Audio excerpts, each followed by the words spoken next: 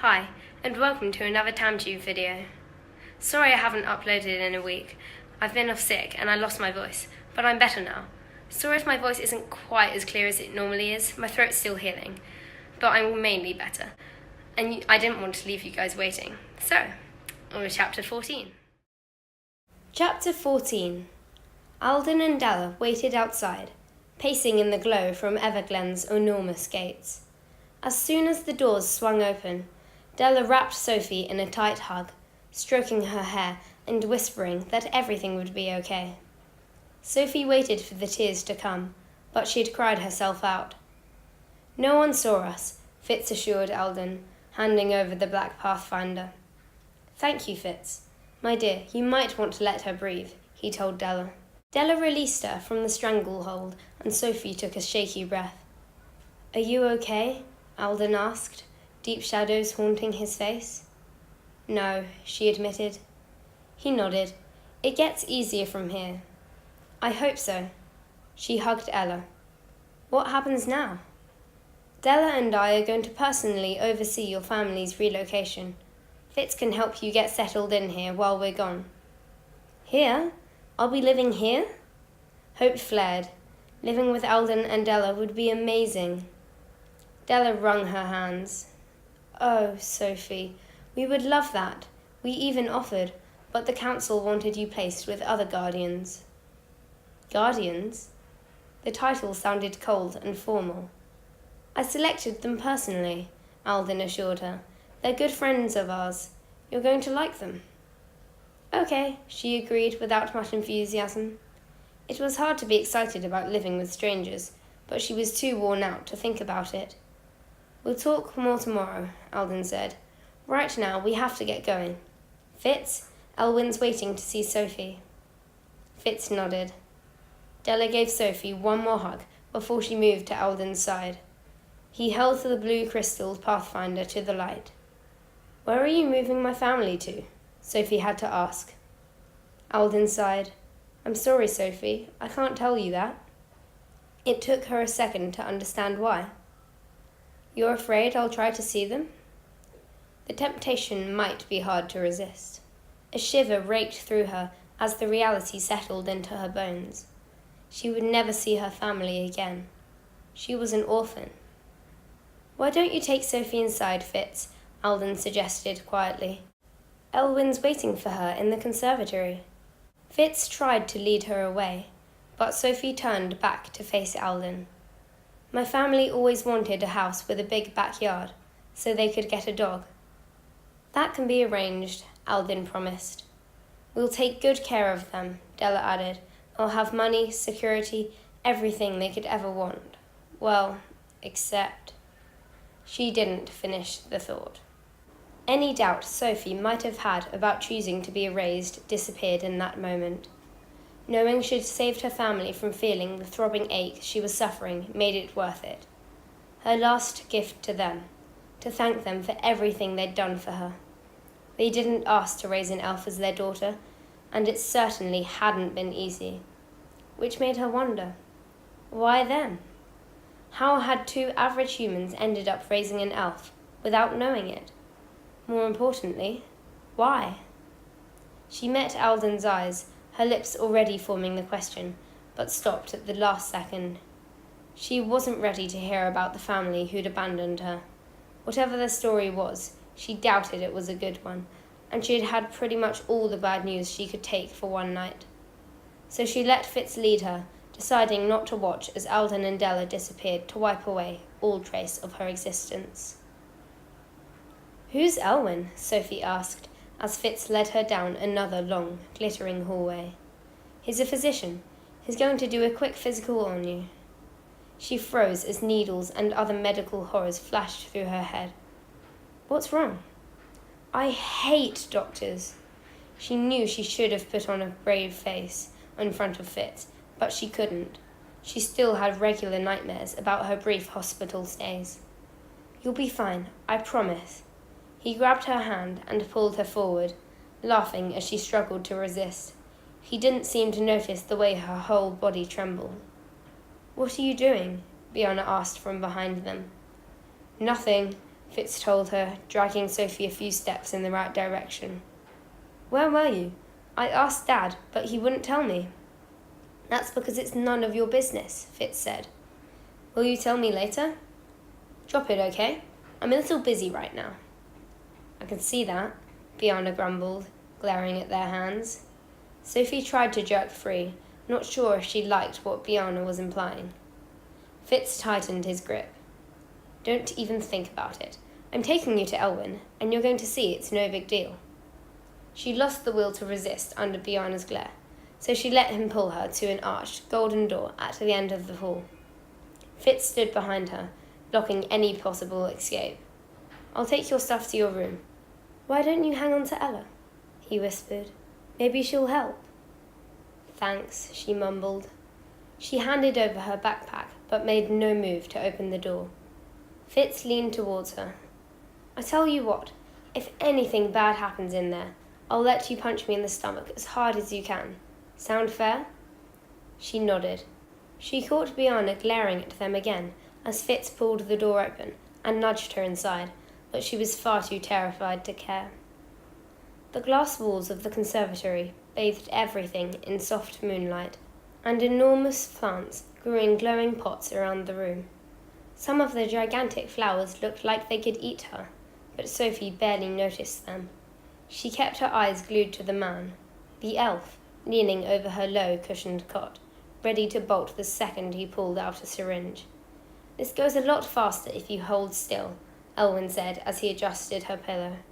She nodded and tried not to fidget, but between his wild dark hair and huge iridescent spectacles, he reminded her way too much of a mad scientist. He lifted her right arm. What are you doing? He snapped his fingers and a ball of green light formed around her elbow. See? Painless. She stared at the glowing orb. How did you do that? I'm a flasher. I can manipulate light the way I want it, though I'm not as skilled as Orion backer. You'll see his crazy light show on the next total eclipse. It's one of our biggest celebrations. It was strange to think that the elves had their own traditions, but it also made sense. The elves lived in their own world, and she needed to learn more about it, and quick, so she didn't look like an idiot all the time. Whoa, that's some serious damage. It's not permanent, he added when she tensed, and it's not your fault. Toxic food, toxic water, toxic air. What chance do your poor, innocent cells have? You can see my cells? Of course.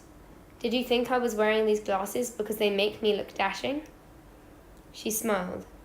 What do they do? Anything, depending on what colour of light I use. He snapped again, flashing blue and purple and red orbs of light around her body and squinting through the lenses. Then he took the glasses off, and Sophie was relieved to see he wasn't as stunningly perfect looking as the other elves she'd met. His eyes were more of a grey than blue, and his mouth was a little too small for his broad jaw. But when he smiled, his whole face lit up. You can sit up now, he told her, holding a small silver square in front of her eyes when she did. He frowned. What? Just tell me. I can take it. He laughed. You're so dramatic. I was expecting your eye colour to be from the toxins, but your eyes are perfect. They're just brown. They always have been, even when I was a baby. Do you know why? The last question came out as a whisper. No idea, though I'm sure there's a reason, but I'd have to do some research. It'll be a great case study for the books once I figure it out. What? No, you can't. How was she ever supposed to fit in if they were running case studies on her? All right. Relax, I won't. Sophie released the breath she had been holding. Thanks. No problem, Elwyn laughed. He rifled through the satchel slung across his shoulder and removed tiny vials of coloured liquids. Now, try not to let this worry you, but your body needs a major detox. We'll start with these. Sophie braced for the bitter burn of medicine, but the bottles were filled with sweet syrups, like nectar from unknown fruits. They made her tingly and warm inside.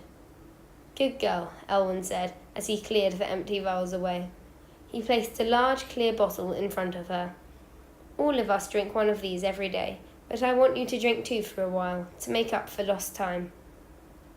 "Youth in a bottle," she read from the label. "Like the fountain of youth?" "I suppose that is where the legends come from," he agreed. "It has a few enzymes that are essential for our health." The water was cold and slightly sweet, and somehow more refreshing than what she'd tasted before. She downed the contents in one gulp and handed the empty bottle back to him. He gave her another, and she drank it just as fast. "I don't have a few of the medicines you need, but I'll give Alden a list. I want you to come and see me in a couple weeks for a follow-up." Her face twisted into a scowl before she could stop it. Elwyn laughed. "It won't be so bad, just a quick check-up. I work at Foxfire, so you can stop by any time." Mention of her new school made her tuck out a couple of loose eyelashes. "What are you doing?" "Sorry, nervous habit." "You tear out your eyelashes?" "It doesn't hurt." "Still." "You sound like my mum." The warmth of the medicines faded as the reality of everything that had happened rushed back. "Well, I thought she was my mum." He sat next to her on the cot. "Alden told me about that. Do you want to talk about it?" "Not really." She stared at Ella, hugging her tighter. He whistled. "You're a pretty brave kid, you know that?" She shrugged. "Sometimes you have to be brave." "True," he agreed, laughing. "What?" "That just sounds funny coming from someone hugging a stuffed elephant." Her cheeks heated up. "I know it's lame, but I'm teasing. Personally, I can't sleep without Stinky the Stegosaurus. There's no shame in that." He laughed. "Anyway, you should get some sleep. You've had a big day. I'll see you in a few weeks."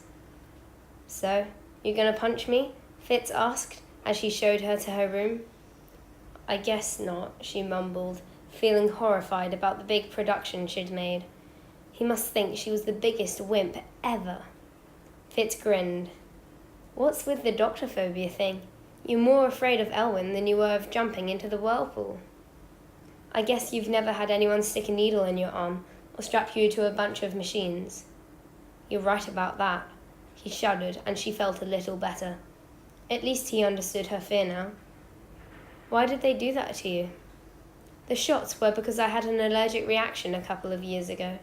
She rubbed her arm, remembering the bruise the needles gave her. "The machines were because I hit my head when I was 5.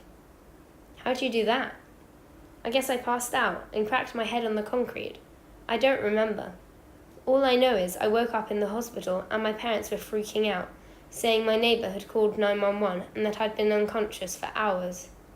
"That happened when you were 5? She nodded. "Was that before or after your telepathy started?" "The same time. I started reading minds in the hospital.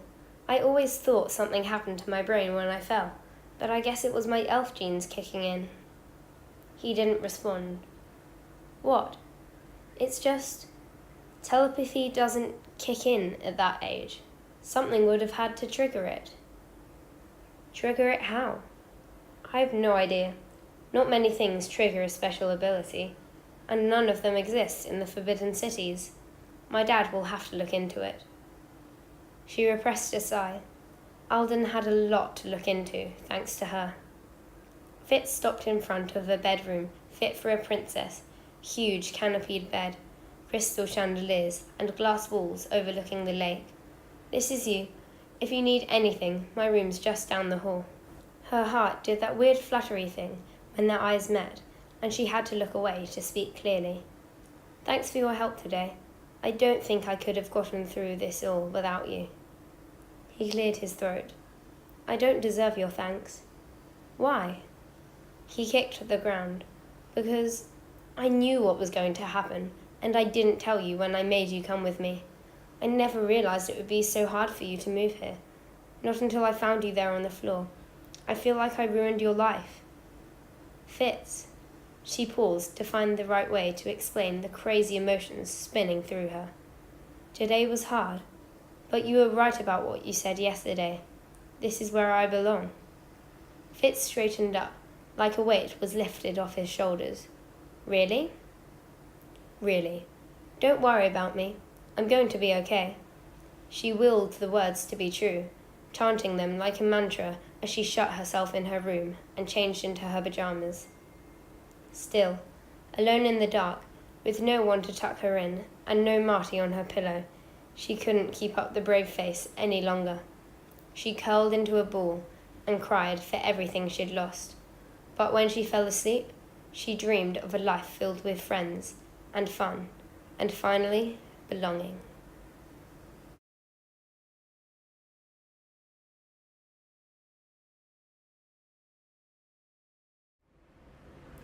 Thanks for watching.